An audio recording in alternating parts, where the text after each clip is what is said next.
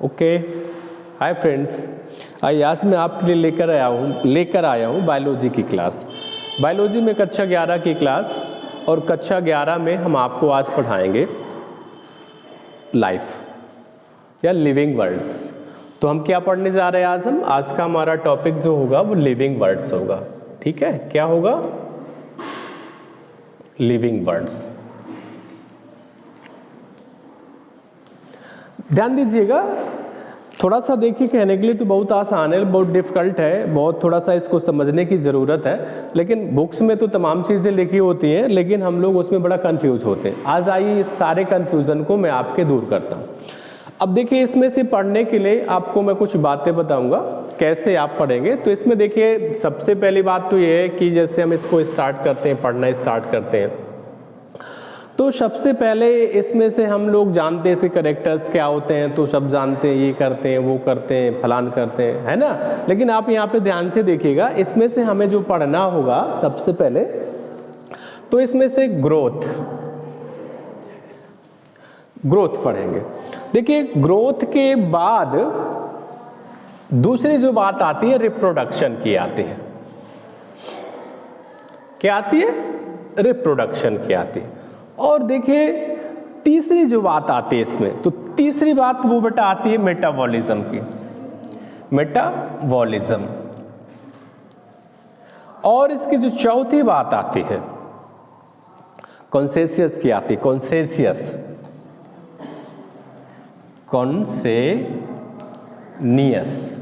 तो चार बातें हमें यहाँ ध्यानपूर्वक पढ़ना है। कौन सा? Growth, reproduction, metabolism and consciousness. अब ये है क्या? ये चारों बातें हैं क्या? ग्रोथ मतलब लोग बढ़ते हैं, बड़े होते हैं। रिप्रोडक्शन सब जानते हैं कि अपने जैसा आगे नया जीव बनाना, that is called to the क्या? रिप्रोडक्शन। बट मेटाबॉलिज्म क्या है? मेटाबॉलिज्म मीन्स रिएक्शन है। तो ये आप कॉन्सेनियस क्या है? तो आइए मैं पहले इनको आपको क्लियर कर देता हूँ। अब देखिए, इन चारों में से हम लोग आज चारों को डिफाइन करेंगे। तो सबसे पहले जैसे हम इसको डिफाइन करने के लिए आगे बढ़ते हैं, किसको? ग्रोथ को। तो देखिए, थोड़ा ध्यान दीजिएगा, यहाँ पर बहुत ध्यान देने की जरूरत है। ग्रोथ की बात करते हैं, तो ग्रोथ की बात का मतलब ये है कि जैसे कोई सेल है। अब ये जब सेल आपकी आगे बढ़ेगी, जब ये सेल आगे बढ़ेगी तो क्या होगी? ये सेल बड़ी होगी, ठीक है। और जब ये सेल बड़ी होगी, इसके बाद क्या होगा? ये दो सेल में टूट जाएगी, राइट। तो इस प्रकार से क्या होगा? ग्रोथ होगा। अब ग्रोथ में बात करें कि ये जो है हमारे लिविंग वर्ड्स का डिफाइनिंग फीचर है या नहीं है, तो जरा इसको समझने का प्रयास करें कि डिफाइनिंग फीचर है या नहीं है। तो याद रहे, ये जो ग्रोथ होती है हमारी, जैसे आपने देखा होगा कि वो सैंडाइल्स में, यानी जो बालू के टीले बनते हैं, वहाँ भी ग्रोथ होती है। वहाँ पे कैसी ग्रोथ होती है बेटा? देखिए, वहाँ पे ऐसी ग्रोथ होती है कि वो क्या होता है कि बालू की परतें, पत्थर की परतें, मिट्टी की परतें आती जाती और ऊपर उसके चढ़ती जाती, जमती जाती, सैंडाइल्स बन जाते हैं। लेकिन ग्रोथ तो हो रही ना। आप देखेंगे पत्थर जो होते हैं, पहाड़ होते हैं, उनकी भी ग्रोथ होती है, क्योंकि उसमें जमता जाता है, चला जाता है, तो ग्रोथ हो जाती है। तो फिर अगर देखिए ध्यान से इस बात को लेकर के अगर हम कहें, क्या कहें कि ये हमारा जो ग्रोथ है वो डिफाइनिंग फीचर है या नहीं है, तो याद रहे कि अब हम ग्रोथ को डिफाइनिंग फीचर नहीं कह सकते ना, बिल्कुल नहीं कह सकते। अगर कोई पूछे आपसे कि लिविंग वर्ड्स का डिफाइनिंग फीचर ग्रोथ है या नहीं है, तो आप क्या कहेंगे? लिविंग वर्ड्स का जो डिफाइनिंग फीचर है वो ग्रोथ नहीं है। क्यों? क्योंकि ग्रोथ तो किनकी भी होती है? सैंडाइल्स की भी होती है। मतलब कहने का, पत्थर्स भी बढ़ते हैं, तो क्या पत्थर्स को हम कह देंगे क्या कि लिविंग वर्ड्स में आता है?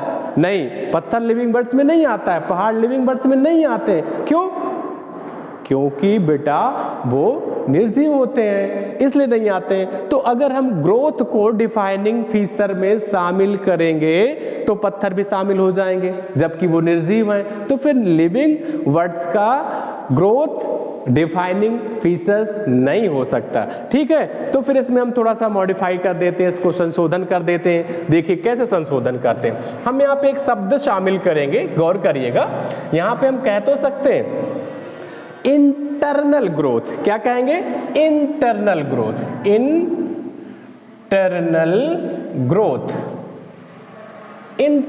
ग्रोथ ऑफ सेल, याद रहे। अब इसको हम डिफाइनिंग फीचर कह सकते हैं। इंटरनल ग्रोथ होनी चाहिए और किसके अंदर होनी चाहिए? सेल के अंदर होनी चाहिए, तब वो क्या कहलाएगा? डिफाइनिंग फीचर कहलाएगा। किसका? लिविंग वर्ड्स का, राइट। तो एक पॉइंट आपको यहां से मिलता है, लेकिन जनरली हम ग्रोथ को डिफाइनिंग फीचर नहीं कह सकते। चलिए आइए आपको आगे ले चलते हैं। अब आपको ले चलते हैं हम रिप्रोडक्शन पर। अब हम ये देखेंगे कि रिप्रोडक्शन भैया डिफाइनिंग फीचर है या डिफाइनिंग फीचर नहीं है। तो जरा गौर करते हैं, ध्यान से देख लीजिए। अब देखिए ये जो रिप्रोडक्शन होता है ना, सभी रिप्रोडक्शन करते हैं, सभी बच्चे पैदा करते हैं। आप छोटे से छोटा चाहे बैक्टीरिया उठा लीजिए और बड़े से बड़ा, जैसे आप यहाँ से बात करें कि आप बैक्टीरिया से शुरुआत कर दें और कहाँ तक जाएं, एलिफेंट तक जाइए आप। ये सब क्या करते हैं? रिप्रोडक्शन करते हैं, अपने बच्चे बनाते हैं। तो क्या हम इसको डिफाइनिंग फीचर में शामिल कर सकते हैं लिविंग वर्ड्स में कि नहीं कर सकते? तो याद रहे, अब रिप्रोडक्शन में थोड़ा सा हमें ध्यान देने की ज़रूरत है कि रिप्रोडक्शन को कैसे करा सकते हैं, कैसे नहीं करा सकते, क्या इसको डिफाइनिंग फीचर में शामिल करेंगे या नहीं करेंगे। तो मैं बता देता हूं आपको, रिप्रोडक्शन को हम डिफाइनिंग फीचर में शामिल नहीं कर सकते। क्यों नहीं कर सकते? आइए जरा देखिए। करते तो सब लिविंग्स हैं, सभी ग्रोथ, सभी जो है रिप्रोडक्शन करते हैं, लेकिन याद रहे आगे अगर हम बात करते हैं, डंकी की बात कर लेते हैं। चलो आइए आपको दिखाता हूँ, बड़े मजेदार बात बताता हूँ। जैसे आपका डंकी है ना, डंकी, अरे क्या कहते हैं बेटा उसको? डंकी को गधा, हाँ सॉरी खच्चर, खच्चर क्या कहते हैं उसको? खच्चर कहते हैं। चलो हिंदी भाषा में क्या कहते हैं इसको? खच्चर। अब इसकी बात करते हैं हम, थोड़ा सा यहाँ पे देख लीजिए। अब ये चीजें जो है ना आपके पास में, अब देखिए ये कैसे कैसे बनता है। अब आपको बता दूं मैं, वो जो आपका होता है ना हॉर्स, कौन सा हॉर्स? Mail horse. गौर करिएगा जरा, male horse plus male horse के साथ में आपका वो जो आएगा एस, गधा जिसे आप कहते हैं। इनका जब रिप्रोडक्शन होगा तब आपका क्या बनता है? वो ये खच्चर बनता है। क्या बनता है? खच्चर बनता है। चलिए अब ध्यान से देखिएगा, ये जो मेल हॉर्स है और ये एस है, ये दोनों मिलकर के रिप्रोडक्शन करके क्या बनाते हैं?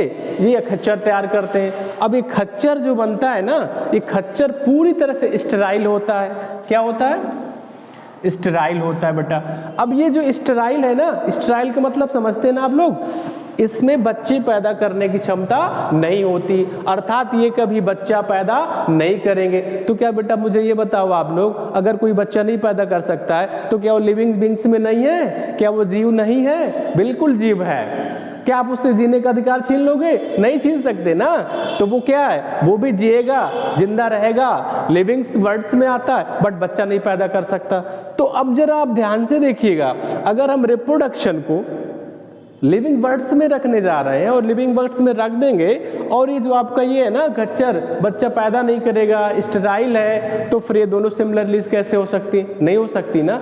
इसीलिए हम रिप्रोडक्शन को defining feature for the living words नहीं कह सकते। Right, you are understand. अच्छा अब देखिए थोड़ा सा एक बात और देख लीजिए। अब जैसे वो जो बीज होती है ना, बीज, हनी बीज, हनी बीज में आप देखते हैं कि इसमें 3 टाइप्स के लोग होते हैं। अब जैसे उसमें से एक आपका क्वीन होता है, क्वीन के बाद आपका एक जो है लेबरर होता है, और एक आपका ड्रोन होता है। ठीक है, तो जो अब ध्यान से देखिएगा, इनमें से जो ड्रोन होता है, एक लेबरर होता है, एक क्वीन होती है। तो ये जो आपके जो ड्रोन है ना, ये ड्रोन, तो ये ड्रोन पूरी तरह से क्या होते हैं? स्टेराइल होते हैं, स्टेराइल होते हैं। अब बताइए, स्टेराइल है, जी रहे हैं ना, जिंदा है ना, समाज में रहते हैं पूरी तरह से, बच्चे नहीं पैदा कर सकते, तो रिप्रोडक्शन नहीं हो रहा ना। तो यदि हम कहें कि reproduction is defining feature for the living word, तो बताइए इसको कहाँ फेंक दे उठा करके? कहाँ ले जाएंगे इसको, ड्रोन को? क्योंकि बच्चे नहीं पैदा करता। क्या मतलब है कि फिर ये क्या है? जीव नहीं है? नहीं, जीव है। अब इससे प्रूफ हो जाता है कि रिप्रोडक्शन हमारा डिफाइनिंग फीचर नहीं है। याद रखिएगा, आगे आई मैं आपको बताता हूं।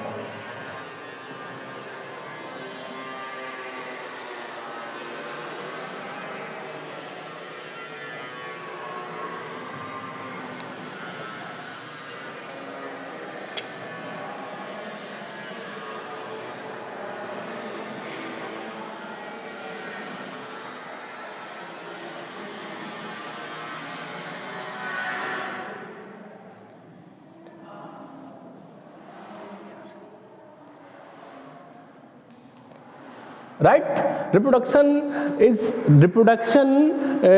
हमने लिखा reproduction defining feature is not for the living world, तो ये नहीं हो सकता है। आगे देखिए आपको ले चलते हैं, अब हम बात करते हैं मेटाबॉलिज्म की। मेटाबॉलिज्म को देख लेते हैं कि ये defining feature for the living world है या नहीं है। आइए मेटाबॉलिज्म, अब देखिए आप सब जानते हैं कि मेटाबॉलिज्म दो प्रकार का होता है। पहले इसको क्या कहते हैं, एनाबॉलिज्म कहते हैं। क्या कहते हैं, एनाबॉलिज्म। फिर क्या कहते हैं इसको, कैटाबॉलिज्म कहते हैं। कैटाबॉलिज्म कहते हैं। अब एनाबॉलिज्म कैटाबॉलिज्म ये जरा समझ लो कि एनाबॉलिज्म क्या होता है, कैटाबॉलिज्म क्या होता है, तो ध्यान से सुन लीजिएगा। एनाबॉलिज्म, बेटा रिएक्शन पढ़ते हो तो रिएक्शन पढ़ने का मतलब क्या होता है, एनाबॉलिज्म का मतलब होता है, ये आप याद रखिएगा, यानी एक छोटी सेल प्लस एक छोटी सेल मिलकर के क्या बन गई, एक बड़ी cell, that is called to the anabolism. फिर देखिए ध्यान से, कैटाबॉलिज्म क्या है, एक बड़ी सेल फिर ये टूट करके एक छोटी सेल और एक और छोटी सेल, मतलब जब छोटी छोटी सेल्स जुड़ करके एक बड़ी सेल्स बनाती हैं तो वो क्या कहलाता है, या छोटे छोटे मॉलिक्यूल जुड़ करके एक बड़ा मॉलिक्यूल बनाते हैं, तो that is called to the anabolism.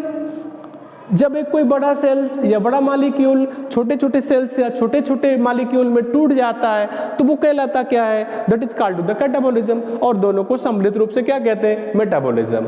अब ध्यान से सुनिएगा, अब बेटा मेटाबॉलिज्म याद रखिएगा। मेटाबॉलिज्म हम केमिकल रिएक्शंस में इस्तेमाल नहीं कर सकते इस शब्द को, ये केवल इस्तेमाल हम कर सकते हैं लिविंग वर्ड्स के लिए, अर्थात जीवों के अंदर, और वो भी सेल्स के अंदर। तो सेल्स के अंदर ये प्रोसेस होती है, ध्यान से सुन लीजिएगा। अब आप कहें कि आपने कोई रिएक्शन करा दिया, केमिकल रिएक्शन करा दिया, तो क्या वो मेटाबॉलिज्म है, कैटाबॉलिज्म है, एनाबॉलिज्म है? वो नहीं है बेटा, बिल्कुल नहीं है। Anabolism, catabolism, that is called to the metabolism. Metabolism कहां पर होता है, तो मेटाबॉलिज्म आपका सेल्स के अंदर, वो भी लिविंग सेल्स के अंदर होता है। ध्यान रखिएगा इस बात को अच्छे से, तो इससे ये डिफाइन हो जाता है। आप कह सकते हैं, क्या कह सकते हैं कि मेटाबॉलिज्म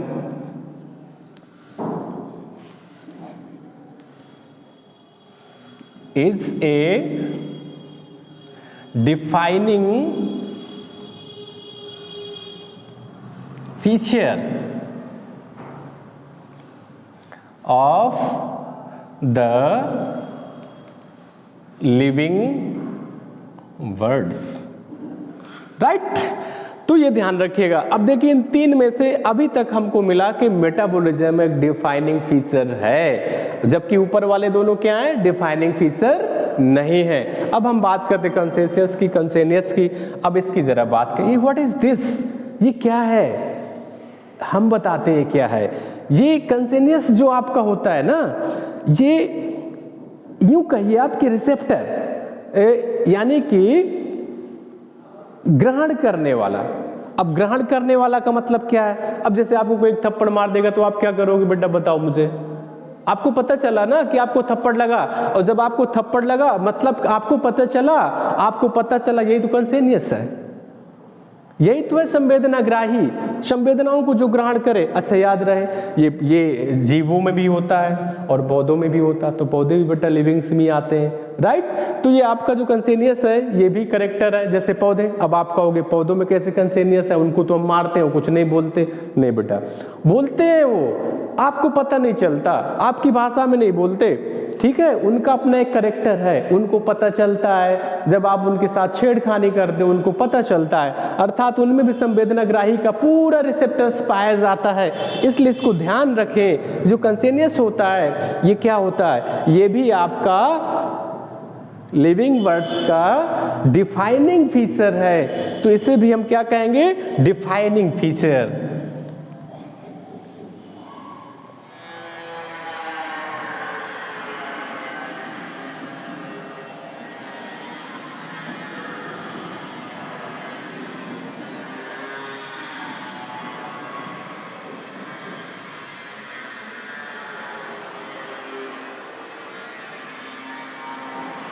राइट तो देखिए ध्यान से सुन लीजिएगा, इसको आप याद रखिएगा। आज मैंने आपको बताया लिविंग वर्ड्स, और लिविंग वर्ड्स में कितना कंफ्यूजन था, कितनी बातें थी, आज मैंने बताया। और इसको 4 प्रकार से आप याद रखिएगा, GRMC के नाम से याद रखिएगा।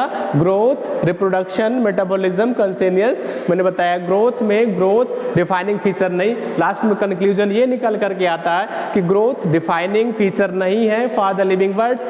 ग्रोथ में अगर वो इंटरनल ग्रोथ हो रही है तो डिफाइनिंग फीचर है, बट अगर एक्सटर्नल ग्रोथ होगी तो डिफाइनिंग फीचर नहीं कहलाएगी। और जो रिप्रोडक्शन है, तो रिप्रोडक्शन को तो हम बिल्कुल डिफाइनिंग फीचर में शामिल नहीं कर सकते, क्योंकि हमारे पास ऐसे भी जीव हैं और समाज में रहते हैं जो पूरी तरह से स्टेराइल होते हैं, अर्थात तो रिप्रोडक्शन नहीं करते, इसलिए इसको हम रिप्रोडक्शन को डिफाइनिंग फीचर में शामिल नहीं कर सकते। मेटाबॉलिज्म पूरी तरह से डिफाइनिंग फीचर है फॉर द लिविंग वर्ड्स का, कंसेनियस भी defining feature in the for the living words. इस प्रकार से आज ये क्लास रही, आगे नेक्स्ट क्लास में मैं आपको आगे और बताऊंगा। That's all.